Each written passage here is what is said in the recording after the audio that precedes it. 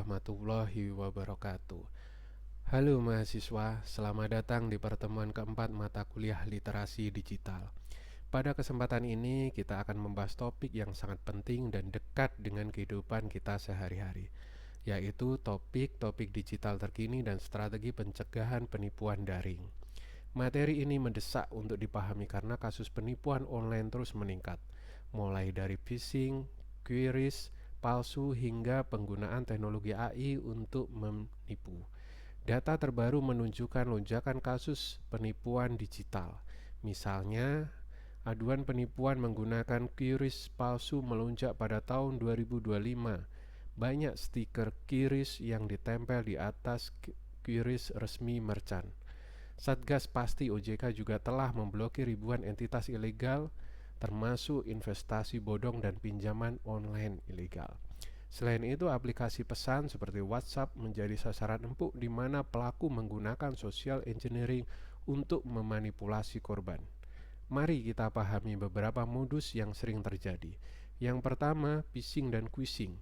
Penipu mengirim link palsu lewat SMS, email, atau WhatsApp yang mengarah ke situs tiruan.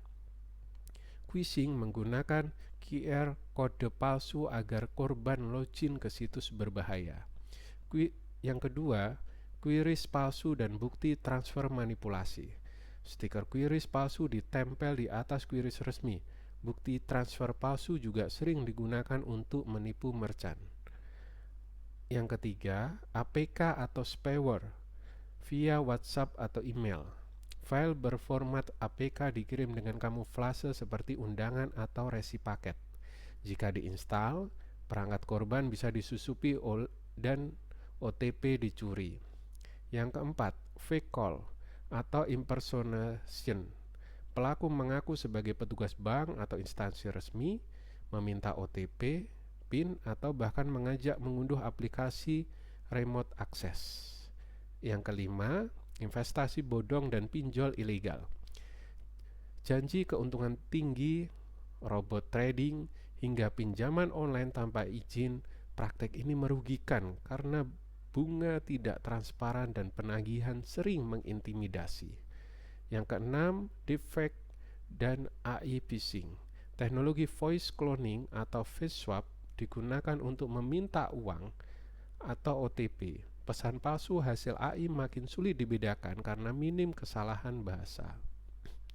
Yang ketujuh, SIM swap dan account takeover.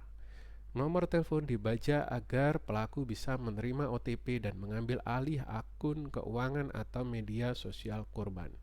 Untuk pencegahannya, kita perlu memahami kerangka people, process, technology. People, budaya prinsip no OTP sharing. OTP, PIN, dan CVV bersifat sangat rahasia. Jika ragu, lakukan verifikasi 2 langkah, misalkan menelepon kembali ke nomor resmi instansi. Selalu cek nama merchant saat bertransaksi. Gunakan prosedur 2 pihak untuk perubahan rekening dan siapkan SOP pelaporan insiden. Teknologi, gunakan autentikasi ganda non-SMS seperti aplikasi autentikator. Kelola sandi dengan password manager, perbarui sistem operasi, dan gunakan antivirus terpercaya. Sebagai mahasiswa, ada beberapa hal yang bisa dilakukan. Yang pertama, periksa domain atau link sebelum diklik. Pastikan menggunakan HTTPS yang valid. Yang kedua, jangan pernah membagikan OTP atau PIN karena pihak resmi tidak akan memintanya. Yang ketiga, gunakan kanal resmi untuk validasi, misalkan call center atau aplikasi bank. Yang keempat, hindari wifi publik untuk transaksi. Lebih aman menggunakan data seluler atau VPN instansi. Yang kelima, saat menggunakan QRIS, periksa nama merchant sebelum membayar dan waspadai QRIS fisik yang terlihat menempel di atas QRIS lama. Keenam, tenang saat terjadi hal-hal yang tidak diinginkan. Ya, pahami situasinya, berpikir logis, dan verifikasi kepada pihak-pihak yang dituju. sebelum mengambil keputusan atau mengikuti informasi tersebut. Jika terlanjur menjadi korban, segera hentikan komunikasi dengan pelaku. Simpan semua bukti, hubungi bank atau e-wallet untuk memblokir transaksi. Ganti semua kata sandi penting. Aktifkan monitoring dan segera laporkan melalui kanal resmi seperti Kominfo, OJK Satgas Pasti, patroli cyber, atau langsung ke pihak kepolisian. Mahasiswa sekalian, dunia digital memberikan banyak kemudahan, namun juga membuka celah kejahatan baru.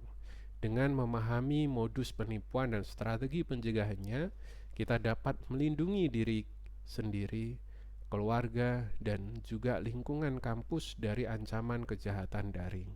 Mari kita bangun budaya digital yang cerdas, aman, dan bertanggung jawab.